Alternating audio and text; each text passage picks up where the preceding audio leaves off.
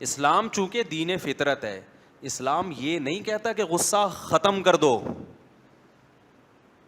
کیونکہ اللہ نے آپ کو جتنی صفات دی ہیں کوئی صفت ایسی نہیں ہے جو بیکار اللہ نے دے دی ہو. جیسے ہمیں جسمانی اعضاء اللہ نے دیے، کوئی نہ کوئی ان کا کام ہے نا. پلکیں دی، اس کا بھی کوئی کام ہے. آنکھیں دی، اس کا بھی کوئی کام ہے. ناک، کان، کوئی جسم کا پارٹ ایسا نہیں. بعض اپینڈکس کی جو وہ رگ ہے اس کو ڈاکٹر بعض لوگ کہتے ہیں کہ وہ کوئی کام نہیں ہے. ایسا نہیں ہے. کل ہو سکتا ہے میڈیکل سائنس بتا دے کہ جی یہ اس مقصد کے لیے، بلکہ ہو سکتا ہے یوٹیوب پہ کوئی ریسرچ آ بھی گئی ہو اب تک. تو خوب سمجھ لیں، جیسے اللہ نے ہمیں ظاہری جسمانی عضو دیے، ہر عضو کا کوئی نہ کوئی مقصد ہے، کوئی چیز بیکار نہیں ہے. ایسے ہی اللہ نے جو ہمیں کچھ اندر کچھ صفات دی ہیں، کچھ اندر کچھ قوتیں دی ہیں، وہ قوتیں بھی ہمارے فائدے کے لیے دی ہیں، لیکن ان کو کنٹرول کرنے کی ضرورت ہے، لگام دینے کی ضرورت ہے. اللہ نے ہمارے اندر محبت کا جذبہ رکھا. اب یہ جذبہ غلط استعمال ہو رہا ہے، عشق معاشقے ہو رہے ہیں اور حرام کاریوں کی طرف جا رہا ہے یہ جذبہ. تو اسلام یہ نہیں کہتا محبت کے جذبے کو ختم کر دو. ختم ہو گیا تو بیوی سے کیسے محبت ہوگی، اولاد سے کیسے ہوگی، ماں باپ سے کیسے ہوگی، سب سے بڑی بات اللہ رسول سے کیسے ہوگی؟ اس کے لیے بھی تو جذبہ چاہیے نا. ملک سے کیسے ہوگی؟ یہ تو آپ ایک مردہ انسان بن جاؤ گے. اللہ نے شہوانی جذبات رکھے ہیں، ڈیزائرز رکھی ہیں. یہ ڈیزائرز غلط استعمال ہو رہی ہیں. انٹرنیٹ پر فحش فلمیں دیکھی جا رہی ہیں، زنا کی طرف جا رہے ہیں اور جو کچھ گند بلا ہماری سوسائٹی میں. اسلام ڈیزائرز ختم کرنے کا نہیں کہتا. اس کا رخ کیا کہتا ہے؟ صحیح جگہ لے کے جاؤ، نکاح کی طرف جاؤ، اس سے اولاد ملے گی تمہیں، گھر کا ماحول اچھا ہوگا. تو اور اس کو بھی اعتدال سے لگام دینے کی ضرورت ہے. بے لگام کریں گے وہ ادھر ادھر انسان درندہ بن جاتا ہے. پھر اس کو کنٹرول میں لے کر آئیں. تو اسی طرح غضب، غصہ آنا، یہ اللہ کی طرف سے ایک نعمت ہے، لیکن آج اس نعمت یہ ہمارے کنٹرول میں بولو نہیں ہے. اس کی مثال ہے جیسے گھوڑا دے دیا اللہ نے آپ کو سواری کے لیے. اب بغیر لگام کے گھوڑا اچھا ہوتا ہے یا لگام والا اچھا ہوتا ہے؟ گھوڑے کو آپ لگام دے نہیں رہے تو میرے بھائی آپ گھوڑے پہ سوار نہیں ہوگے، گھوڑا آپ پہ سوار ہوگا. وہ آپ پہ سوار ہو کے بولے گا ادھر کو چل. جیسے جو گھوڑے بے لگام ہوتے ہیں، آپ جب ان پہ بیٹھے، آپ نے جانا انڈا موڑ تھا، گھوڑا لے کے آگے آپ کو یو پی بھی لے گیا آپ کو. ایسا ہی ہو رہا ہوتا ہے. میں بچپن میں ایک دفعہ ساحل سمندر پہ گھوڑے پہ بیٹھا تو لگام نہیں تھی، یا لگام ہوگی، سرکش تھا، مجھے ابھی یاد نہیں. تو میں جدھر کو بھاگ رہا ہوں گھوڑا کہاں بھاگ رہا ہے؟ میں تو ڈر گیا. میں نے کہا بھائی پتہ نہیں کہاں لے کے جا رہا ہے مجھے. ہم ادھر کو جانا چاہتے ہیں، یہ کہیں اور لے جا، کنٹرول میں ہی نہیں. اب اس کا ایک حل تو یہ ہے کہ ہم کہیں گھوڑے پالنا ہی حرام ہے، سواری رکھنا ہی حرام ہے. او بھائی نہیں، یہ تو اللہ نے انسانوں کی خدمت کے لیے جانور پیدا کیے ہیں بھائی. تو ان کی خدمت کے لیے ضروری ہے کہ ان طاقتوں کو لگام دی جائے. لگام یہ آپ پہ سوار نہ ہو، بلکہ یہ آپ کے کنٹرول میں ہو، آپ ان کے کنٹرول میں نہ ہو. تو جو آدمی غصے میں پاگل ہو جاتا ہے، اس کا مطلب وہ غصے کے کنٹرول میں ہے، غصہ اس کے کنٹرول میں نہیں ہے. تو اللہ نے انسان کو جو غصے کی صفت دی ہے نا، اس کا فائدہ کیا ہے؟ پہلے یہ بتا دوں پھر بتاؤں کہ ختم کرنا مقصد نہیں ہے کہ غصہ آنا ہی ختم ہو جائے، یہ ہو بھی نہیں سکتا. یہ مرو گے تبھی ہوگا ختم. مرے ہوئے کو کوئی غصہ آتا ہے؟ دفنانے میں دیر کر رہے ہو، اس کی وراثت غلط تقسیم ہو رہی ہے، وہ بیچارہ آرام سے چپ چاپ پڑا رہتا ہے. تو یہ اللہ نے انسان کے اندر رکھی یہ صفت اس لیے ہے تاکہ لوگوں کے دل میں اس کا تھوڑا سا خوف رہے، کیونکہ یہ دنیا بڑی ظالم ہے، یہ کمزور کو کھا جاتی ہے، کمزور کا حق ادا نہیں کرتی. اگر کسی کو آپ کے بارے میں پتا ہو کچھ بھی کر لو اس کو غصہ ہی نہیں آئے گا، تو بعض دفعہ وہ آپ پہ ظلم کرنا شروع کر دیتا ہے. بچوں کا دیکھ لو، بچوں کے دل میں اگر یہ بات بیٹھ جائے ہمارے ابا کو کبھی بھی غصہ نہیں آتا، کچھ بھی کر لو، تو تھوڑے دنوں میں بچے باپ بنے ہوئے ہوں گے اور آپ کیا بنے ہوئے ہوگے؟ آپ بچے بنے ہوئے ہوگے. ایسا ہی ہے نا. اگر بیوی کو پتا چل جائے کہ میرا شوہر کچھ بھی کہہ دو اس کو, اس کی کھوپڑی تو ایسے اس نے بیانات سنے ہوئے کہ کھوپڑی ایسی سیٹ ہوئی ہے, ایلفی سے سیٹ کر دی ہے, اب یہ گھوم ہی نہیں سکتی, ذرا سے بھی نہیں گھومے گی, یہ جتنی گھومنی چاہیے اتنی بھی نہیں گھومے گی. تو آپ کی ماں کو بھی گالیاں دے گی, آپ کے باپ کو بھی گالیاں دے, وہ خواتین جو میرا بیان نہیں سن رہی ان کی بات کر رہا ہوں, تو وہ بہت کچھ کر لے گی, آپ کے پلاٹوں کی فائلیں بیچ بیچ کے کھا جائے گی. اسی طرح اگر مرد کو پتا ہو کہ میری بیگم کو ذرہ برابر بھی کسی بات پہ غصہ ہی نہیں آتا, اتنی پولائٹ طبیعت کی مل گئی ہے مجھے, تو مرد حقوق ادا کرنا ختم کر دے گا. 4 شادیاں کر لے گا بیان سن کے, حقوق نہیں دے گا, لٹکا دے گا ان کو, کرے گا پھر بھی نہیں 4 شادیاں, تو میں نے مذاق سے کہہ دیا, کی ہوتی تو کوئی تو کر رہا ہوتا نا, لیکن حقوق ادا نہیں کرے گا. بہرحال حضرت مولانا اشرف علی تھانوی رحمۃ اللہ علیہ فرمایا کرتے تھے کہ جب بیٹیاں ہوتی ہیں نا تو ان کے لیے بھائی کا ہونا بھی ضروری ہے. تمہارے مرنے کے بعد تمہاری بیٹیوں کا تحفظ تمہارے بیٹے کریں گے. آج جو نسل نے روک لی ہے نا, 2 بچے اچھے, بہنوں کو بھائی نہیں ملتے, سسرال میں بعض دفعہ ظلم ہوتا ہے, پیچھے پوچھنے والا کوئی نہیں ہوتا, باپ تو بوڑھا ہو جاتا ہے بھائی, پھر بھائیوں نے سنبھالنا ہوتا ہے نا, تو بہنوئی کو ڈر کس کا ہوتا ہے؟ بھائی سالوں کا ڈر ہوتا ہے. سالے کو ایسے تھوڑی سالہ کہتے ہیں, یہ اللہ نے عورت کو ایک نعمت دی ہے کہ اللہ کے خوف سے تیرے حقوق ادا کرے نہ کرے, سالے پیچھے کھڑے ہوئے ہیں, اور جب سالے کو برا بھلا بولا کرو تو سمجھ لو کہ میں بھی کسی کا سالہ ہوں. اور تمہارے جو بہنوئی حقوق ادا کر رہے ہیں تمہاری بہن کے, کچھ اللہ کے خوف سے اور کچھ تمہارے خوف سے. تو اگر انسان میں غصہ بالکل ہی ختم ہو جائے تو نہ مرد بیوی کے حقوق ادا کرے گا. عورت کا بھی مرد کو پتا ہوتا ہے میری بیگم کی ایک لمٹ ہے, اس کے بعد اس کی کھوپڑی گھومنا بولو شروع.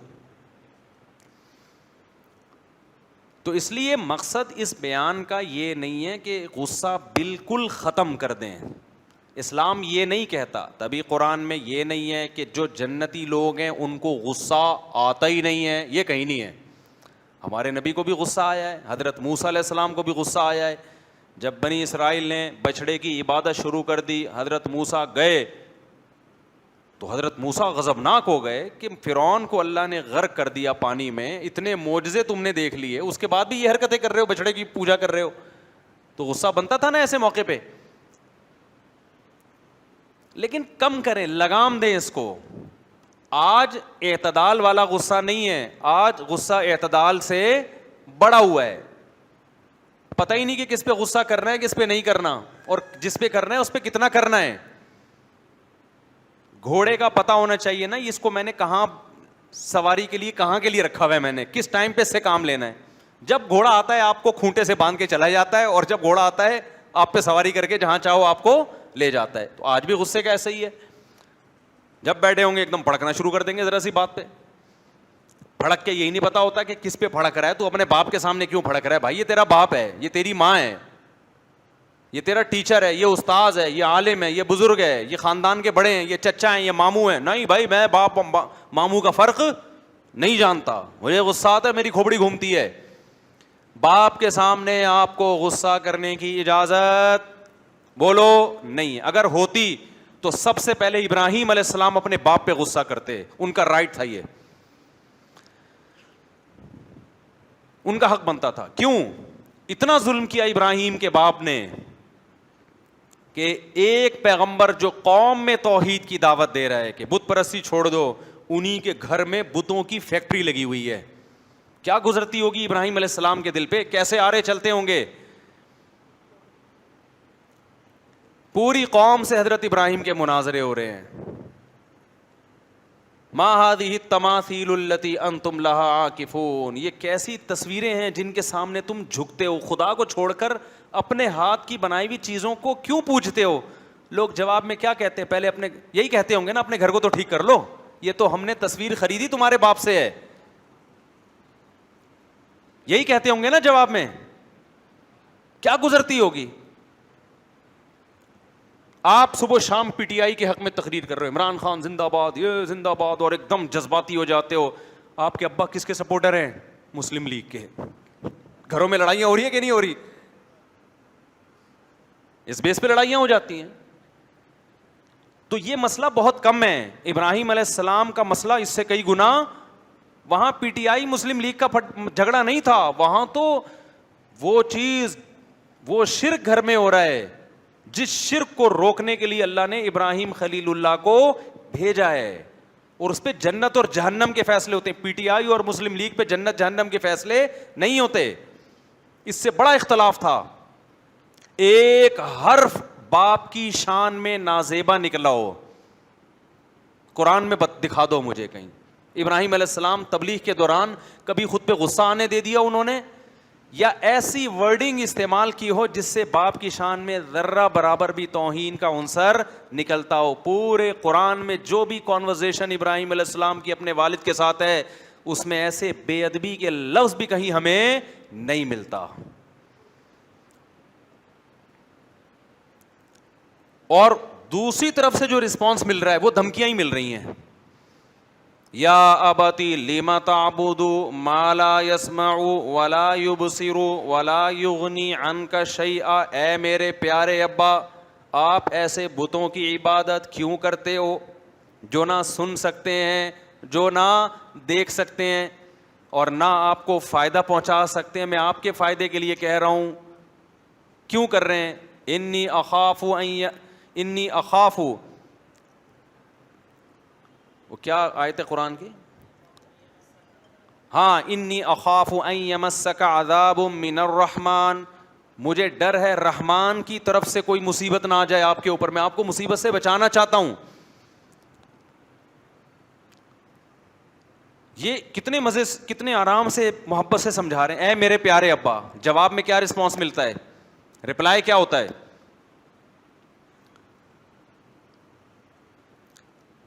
جواب یہ مل رہا ہے کہ اے ابراہیم اگر تو اپنی دعوت سے باز نہ آیا, لأرجمنک, میں تجھے پتھروں سے مار کے ہلاک کروں گا. آج باپ جو کہتا ہے نا میں تیری ٹانگیں توڑ دوں گا, میں تجھے تھپڑ ماروں گا, یہ ہوتا ہے نا, جبکہ یہ بھی اوپر کی دھمکی ہوتی ہے. ابراہیم علیہ السلام کا والد کیا کہہ رہے ہیں کہ وہجرنی ملیہ, مجھے میرے حال پہ چھوڑ دے, اگر تو اسی طرح تبلیغ مجھے سمجھاتا رہا, لأرجمنک, میں کیسے ماروں گا؟ پتھروں سے مار مار کے ہلاک کروں گا, میں اذیت ناک موت دوں گا. ایسے موقع پہ اولاد کی کھوپڑی گھومنی چاہیے کہ نہیں گھومنی چاہیے کہ ابا ہم آپ کے فائدے کے لیے ایک بات کر رہے ہیں, اگر نہیں سمجھ میں آ رہی تو آپ بولو کہ میں نہیں فالو کرتا, یہ دھمکیاں کیوں دے رہے ہو کہ پتھروں سے ماروں گا؟ نا نا نا نا. اگر آج ایسا ہو تو اولاد کا رپلائی کیا ہوگا؟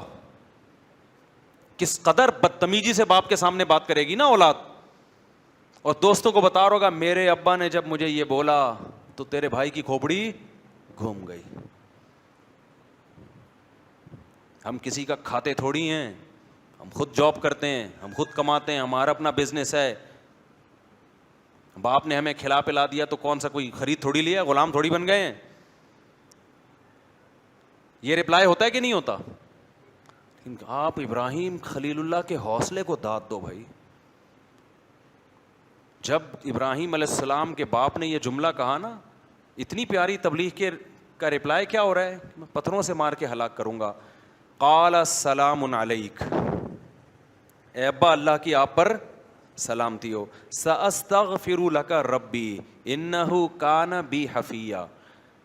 اب میں آپ سے نا امید ہو گیا, جو آپ کا رسپانس ہے اس سے لگ رہا ہے کہ آپ بت پرستی نہیں چھوڑو گے, لیکن میں آپ کی خیر خواہی میں لگا رہوں گا. ٹھیک ہے, میں اب تبلیغ نہیں کروں گا آپ کو, کیونکہ اس سے فائدے کے بجائے کیا ہو رہا ہے, نقصان. بعض دفعہ یہ ہوتا ہے تبلیغ سے فائدے کے بجائے نقصان, اور آپ کی اللہ سے دشمنی بڑھ رہی ہے. لیکن ایک کام ہے, آپ کے لیے موت تک مغفرت کی دعا کرتا رہوں گا. میں کیا کرتا رہوں گا؟ اللہ سے دعا کرتا رہوں گا کہ میرے باپ کو بخش دے. سمجھ میں آ رہی ہے بات کہ نہیں آ رہی ہے؟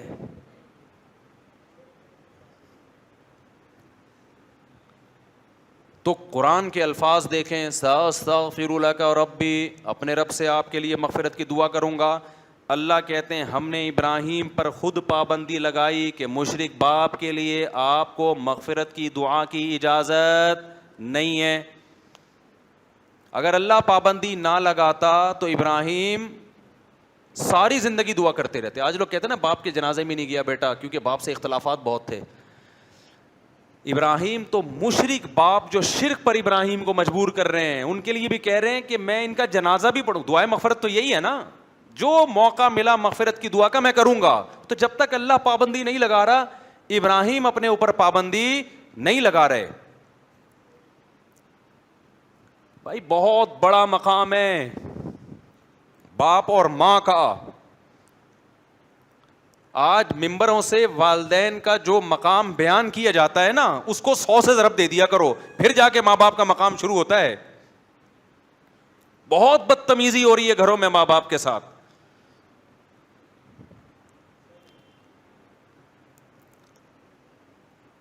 بہت زیادہ بد کلامی ہو رہی ہے. قرآن نے جتنے اہتمام سے ماں باپ کو بیان کیا والدین کو, اتنے اہتمام سے قرآن نے کسی اور کو بیان بولو نہیں کیا. اور یہ چیز تو عقل میں آتی ہے. اپنی ماں اور باپ کی محبت نہیں دیکھتے بچپن میں کیسے ہوتی ہے, کیسے 30 40 سال ماں روٹیاں پکا پکا کے کھلاتی رہے کہ آپ جیسے ابراہیم علیہ السلام نے باپ کو سمجھایا آگے دھمکیاں آنا شروع ہو گئیں. تو اب ابراہیم علیہ السلام جانتے تھے کہ اب اگر میں باپ کے ساتھ رہتا ہوں تو اس میں نہ باپ کا فائدہ نہ میرا فائدہ, اس سے ریلیشن جڑنے کے بجائے کیا ہوگا, خراب ہوگا. تو ایسی صورت میں باپ سے کنارہ کشی اختیار کر لی, بد کلامی نہیں کی. ہم بھی اولاد کو کہتے ہیں اگر باپ ظالم ہے, بعض دفعہ ہوتے ہیں ماں باپ ظلم کر رہے ہوتے ہیں, تو بدتمیزی مت کرو, کنارہ کشی اختیار کی جا سکتی, علیحدہ ہوا جا سکتا ہے. پھر ان کے ساتھ مالی تعاون کرتے رہو, ان کی خیریت پوچھتے رہو. چپک کے رہنا ضروری نہیں ہے, بعض دفعہ چپک کے رہنے میں بڑے نقصانات ہوتے ہیں, بہت سائڈ افیکٹ ہوتے ہیں, ڈپریشن کے مریض بنتے ہیں, خودکشیاں ہوتی ہیں. تو یہاں غلطی پر ابراہیم علیہ السلام کے والد تھے, 100% غلطی پر تھے, لیکن ابراہیم علیہ السلام غصے میں کنٹرول سے باہر نہیں ہوئے کہ بھئی میرا باپ ہے, مجھے جنا ہے اس نے. کل باپ تانا دے سکتا ہے نا کہ آج تو جو اتنی تبلیغ کر رہا ہے تو بچپن میں شیلٹر تو میں نے دیا نا تجھے, کھلایا پلایا تو میں نے, ذمہ داریاں تو میں نے اٹھائی ہیں تیری. لیکن ابراہیم علیہ السلام کیا سمجھانا چاہ رہے تھے کہ اللہ, اے ابا اللہ کا حق کیا ہے, وہ ماں باپ سے پہلے ہے. تو غصے میں پہلی بات کہ کہاں کس پہ جاری کرنا ہے اور کس پہ جاری نہیں کرنا, اس کا آپ کو پتا ہونا چاہیے. دوسری بات, جس پہ جاری کرنا ہے کتنا کرنا ہے, اس کا بھی آپ کو پہلے سے علم, بولو, بلکہ اس سے بھی پہلے کہ جس پہ جاری کرنے کی اجازت ہے, کیا ہر وقت اجازت ہے یا اس کی بھی کوئی لمٹ ہے؟ اس کی لمٹ یہ ہے, بعض دفعہ کرنا پڑتا ہے جاری, اس کی لمٹ یہ ہے کہ ایک دم جاری نہ کرے. اصل اسلام میں یہ ہے کہ غصہ نہ آنے دو, آ جائے تو کنٹرول کرو. جب آپ یہ سمجھتے ہو کہ اب جاری کیے بغیر گزارا نہیں ہے, سامنے والا میری کمزوری سمجھ کے مجھے کھا جائے گا, ایسی مجبوری میں آپ غصہ جاری کر سکتے ہو, وہ بھی اعتدال سے. سمجھتے ہو کہ نہیں سمجھتے ہو؟ بعض دفعہ غصے کی بات ہوتی نہیں ہے, آپ کو ایویں میں آ رہا ہوتا ہے, یہ تکبر کی علامت ہے. آپ میں غلطی ہے, اگلے نے کوئی نصیحت کی, آپ اگلے کی بات سنتے ہی نہیں, ایک دم رگیں پھولنا شروع ہو جاتی ہیں آپ کی, یہ اس کی علامت ہے. آپ اپنے آپ کو امام مہدی سمجھتے ہو, بھائی آپ میں کوئی خطا ہی نہیں ہو سکتی. یہ فرض کیوں کر لیا ہے آپ نے اپنے بارے میں کہ میں اتنا نیک ہوں کہ میں غلطی نہیں ہو سکتا؟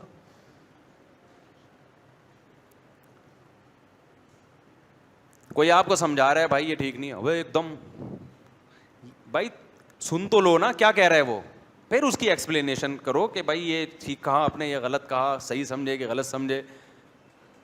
کوئی بات جیسے ہی کی جو ایک دم پڑک سے 2 فٹ اچھلنا شروع. میاں بیوی کے جھگڑوں میں یہ چیز بہت نظر آتی ہے, اسی سے مجھے اندازہ لگا لیتا ہوں غلط کون ہے. کسی آتے ہیں نا میاں بیوی کے جھگڑا ہوا, اب جھگڑا ہوا, ہم میرے سامنے دونوں بیٹھے ہوئے ہیں, ایک نے ابھی بتانا شروع کیا کہ یہ ایسی ہے یا یہ ویسی ہے, ایک دم وہ کیا ہو گئی, ہائے پر. یا عورت نے اپنے شوہر کا بتانا شروع کیا ایک دم وہ کیا ہو گیا, غصے میں میں ویسے ہی سمجھ جاتا ہوں کہ مجھے رپورٹ پیش کرنے کی ضرورت نہیں ہے, مجھے پتا ہے کون غلط ہے. ابے بھائی تمیز سے سن لو یار, ابھی بیٹھے ہوئے ہو, کسی کو بڑا بنا کے, کسی کو باپ بنا کے اس کے سامنے آئے ہو, تو تمیز سے جو مرضی الزام لگاتے, میں کون سا یقین کر رہا ہوں, میں اتنا بے وقوف تھوڑی ہوں جو بھی بول دے کہ میں یقین, اچھا تو ایسا ہے وہاں تو بڑے نیک بنا پھرتا ہے. ابے میں کون سا یقین کر رہا ہوں, وہ ایک دم کہ میری بےزتی ہو گئی, میرا یہ, ابے نہیں ہوئی ہے بےزتی بھائی, ابھی بےزتی ابھی ہوگی, تھوڑی دیر بعد ہوگی آپ کی بےزتی, جو میں کروں گا, ابھی نہیں ہوئی ہے. سمجھ رہے کہ نہیں سمجھ رہے ہیں؟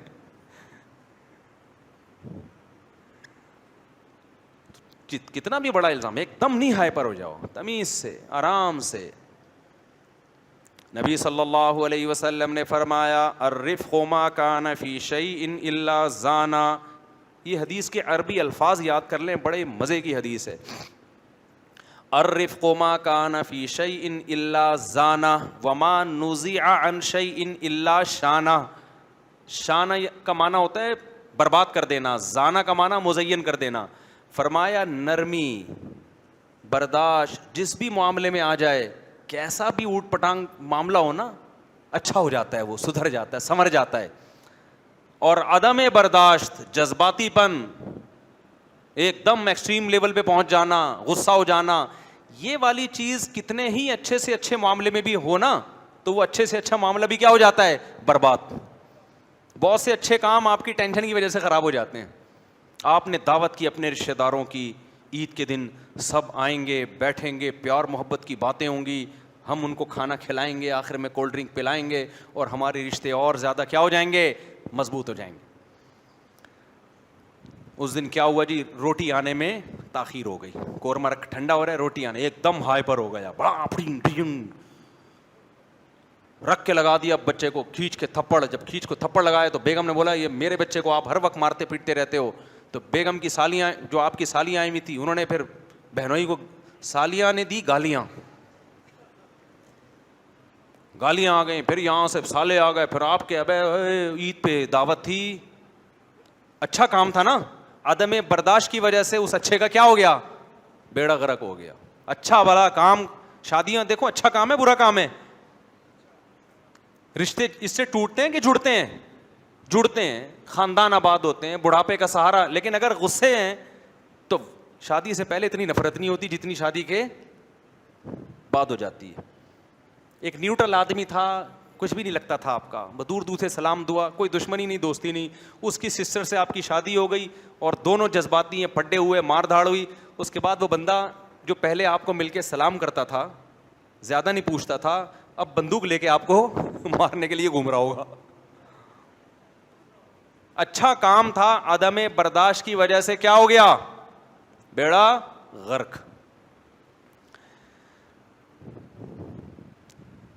تو الرفق ما کان فی شیء الا زانا, یہ سید الانبیاء صلی اللہ علیہ وسلم کے زبان مبارک سے نکلے ہوئے الفاظ ہیں. جس کام میں بھی نرمی ہوگی, آرام سے, جذباتی پن نہیں, تمیز سے, تو وہ کام کیا بن جائے گا, مزین ہو جائے گا.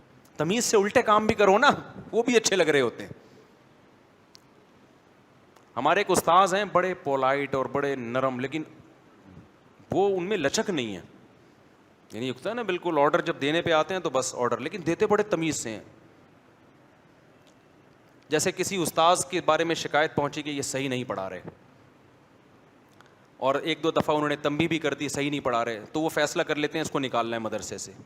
غصہ کبھی نہیں کرتے. وہ کیسے بلاتے ہیں, میں آپ کو اسٹائل سمجھاتا ہوں ان کا. استاذ آئے گا ان کے پاس, مدرسے کے امپلائی ہیں, بیٹھیں گے, وہ چائے پلائیں گے. آدمی سمجھتا ہے شاید میرے مزید انکریمنٹ لگنے والے ہیں مجھے. ایک دم جلد بازی میں فیصلہ نہیں کرتے, پہلے کئی بار تنبیہ کی کہ آپ کی غیر حاضریاں بہت ہو رہی ہیں, آپ ایبسینٹ بہت ہوتے ہو, آپ سلیبس کو مکمل نہیں کر رہے, یہ مدرسہ ہے, وقف کا مال ہے, یہاں پہ ذمہ داری پوری کریں. ایک نوٹس, بڑی تمیز سے, دو نوٹس, تیسرا نوٹس, چوتھا, پھر یہ جائے گا کہ ہم آپ کو نکال بھی سکتے ہیں, آپ ذمہ داری. کہیں بھی اس میں گالی گلوچ اور جذباتی, ابے تجھے کیا, تو انسان کا بچہ ہے, گدھا ہے, ایسا کوئی اسٹائل نہیں ہوتا. یہ میرے ٹیچر ہیں, ان کی بات کر رہا ہوں میں.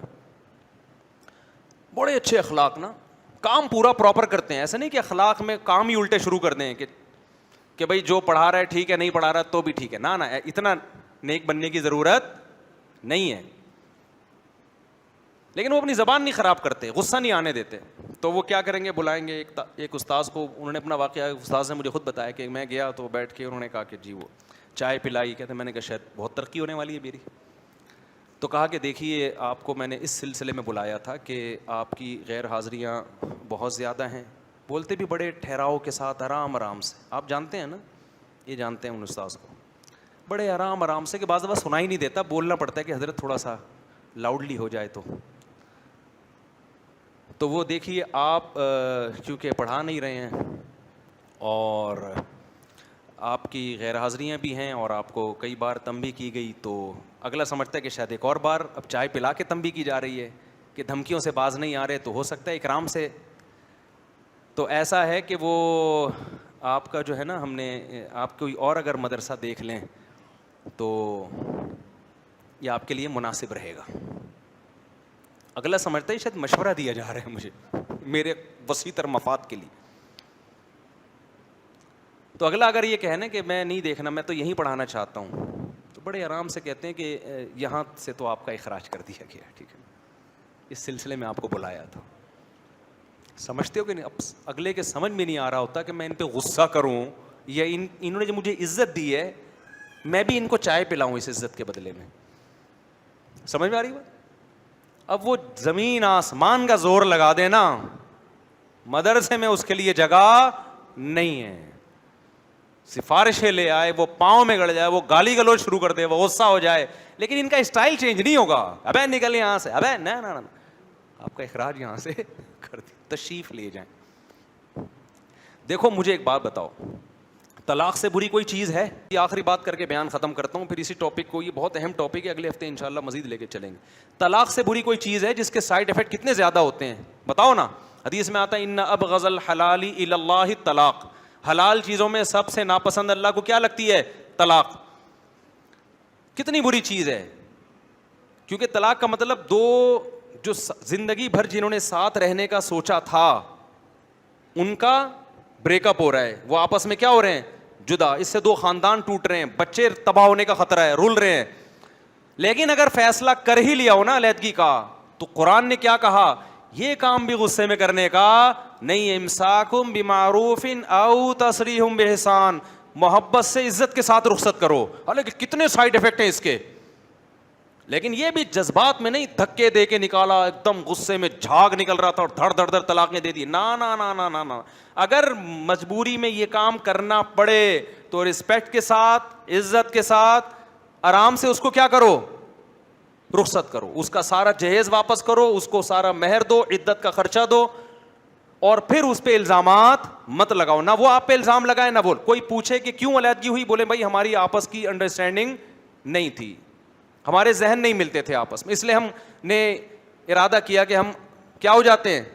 الگ ہو جاتے ہیں. تو ایسے برے عمل کو جب اسلام کہتا ہے کرنا ہی ہو تو تمیز سے کیا جائے, تو جو تمیز کے کام ہے ان کو بھی بدتمیزی سے کرنا کہاں سے جائز ہوگا؟ ابے کیسے, میں بھی بدتمیزی پہ آ گیا ہوں, اصل مسئلہ یہ ہے. آپ کہیں گے بیان تمیز سے ہو رہا ہے, خود مفتی صاحب کس پہ آ گئے ہیں؟ تو بھائی ہم جو یہ بیان کرتے ہیں نا, یہ اپنے لیے بھی کر رہا ہوں. آپ بھی مجھے کسی دن غصے میں اچھلتے کودتے دیکھ لیں تو لوگ کہہ رہے تھے اس دن دیکھو کیسا بیان کر رہا تھا اور آج کیا ہو رہا ہے. تو میں تو لوگوں سے کہتا ہوں, میں کب دعویٰ کرتا ہوں یار میں 100% نیٹ کلین ہوں. بھائی ہم تو بیان کر اس لیے رہے ہیں تاکہ کس کی اصلاح ہو, آپ کی بھی ہو, ہماری بھی ہو. تو ہم نے دعویٰ کیا ہی نہیں ہے. یہ الزام تو اس پہ ہوتا ہے جو دعوے بڑے بڑے کر رہا ہوتا ہے نا. کیا خیال ہے بھائی؟ ہم تو بیٹھے ہیں بات چیت کے لیے یار, قرآن و سنت یہ کہتا ہے, اب اللہ کرے آپ کو بھی توفیق مل جائے, اللہ کرے ہمیں بھی توفیق مل جائے. ہم تو اس لیے بیان کر رہے ہیں کہ اللہ مجھے بھی توفیق دے. اس لیے ایسا نہ کبھی میں غصے ہو رہا ہوں کلپ بنا کے ڈال دو, دیکھو بیان کیا کر رہا تھا.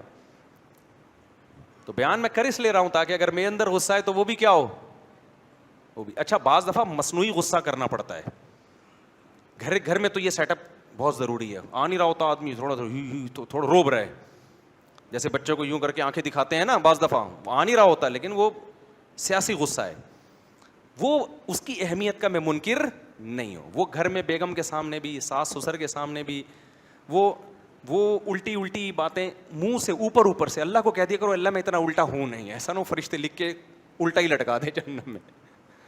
وہ پھر سیاستاً اس طرح کے ڈائلاگ ہوتے ہیں کہ بیگم قابو میں نہیں آ رہی, تو بیگم جب میری کھوپڑی گھومتی ہے نا تو میں کچھ سوچتا نہیں ہوں. یہ صرف ڈرانے کے لیے, کیونکہ اگر آپ نے اس کو بتایا کہ میری کھوپڑی گھومتی ہی نہیں ہے اور میں بہت پولائٹ آدمی ہوں اور میں کنٹرول میں رہتا ہوں, تو وہ کنٹرول سے کیا ہو جائے گی, باہر ہو جائے گی.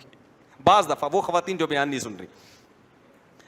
تو گھر میں چونکہ مرد کو اللہ نے بنایا ہے سربراہ, تو سربراہ کا روب ہونا کیا ہے, ضروری ہے, ورنہ ماتحت سارے کنٹرول سے باہر. تو وہاں سیاسی ڈائلاگ کے طور پہ آپ یہ رپورٹ پیش کر سکتے ہیں کہ بیگم میرا تو ماضی بہت خطرناک رہا ہے, میرا جو ماضی ہے نا پاس, آپ واقعات دیکھ لو. وہ ایک آدمی گیا نا جب شادی ہوئی, تو جیسے ہی کمرے میں گیا تو بلی میاؤں میاؤں کر رہی تھی, اس نے اٹھا کے اس کی گردن موڑو کے پھینک دی. تو بیگم ڈر گئی, ابے یہ کیا ہے. یہ سیاسی چیزیں ہوتی ہیں. وہ دو بھائیوں کی شادی ہوئی, ایک بھائی کی بیگم کنٹرول میں تھی, دوسرے کی کنٹرول سے باہر تھی. ایک تو خواتین وہ نا رپلائی کرنا شروع کر دیتی ہیں ایسے لطیفوں پہ کہ دیکھو عورتوں کے خلاف ہے اور مردوں کو بدتمیز بنا رہا ہے. وہ بھائی پورا بیان سن لیں تو یہ ایک اتنا سا چٹکلا نہ نکالیں. پورے بیان میں تو بیان ہی تمیز پہ ہو رہا ہے نا, یہ تو کچھ سیاسی ٹوٹکے ہیں. اس کا مقصد آپ کو کوئی چنگیز خان بنانا نہیں ہے. تو وہ ایک آدمی تھا, وہ جب گھر میں دو بھائی تھے, 6 مہینے ہو گئے شادی کو, ایک کی بیوی کنٹرول میں اور ایک کی کنٹرول سے باہر.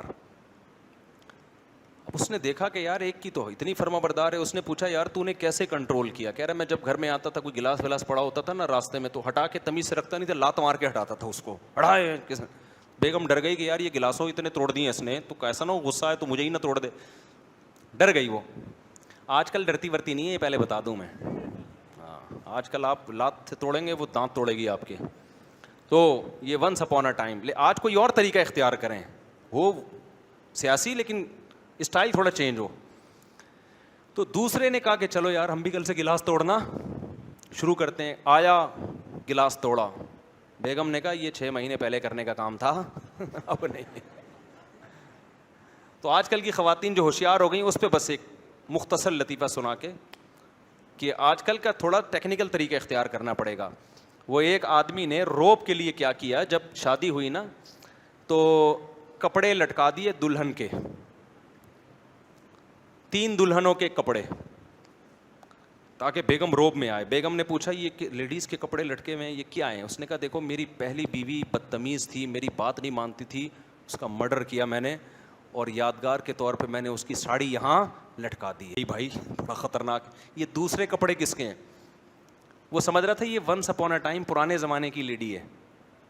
اس نے کہا یہ دوسرے کپڑے کس کے ہیں؟ اس نے کہا یہ دوسری بیوی, پھر میں نے دوسری شادی کی, وہ بھی قابو میں نہیں تھی, اس کو بھی مار دیا میں نے, اس کی یادگار کے طور پہ دلہن کا ڈریس میں نے یہاں لٹکا دیا. اس نے کہا یہ تیسری, اس نے کہا پھر دوست کے بعد 2 ناکام ہو گئیں, تیسری شادی کی, وہ بھی قابو میں نہیں تھی, مار کے یہاں لٹکا دیا کپڑے. اس کا خیال تھا بیگم کانپنے لگے گی. بیگم نے کہا اب یہ ذہن میں رکھنا یہاں تیرا پاجامہ آئے گا, یہاں میرے کپڑے نہیں آئیں گے, یہاں تیرا پاجامہ آئے گا.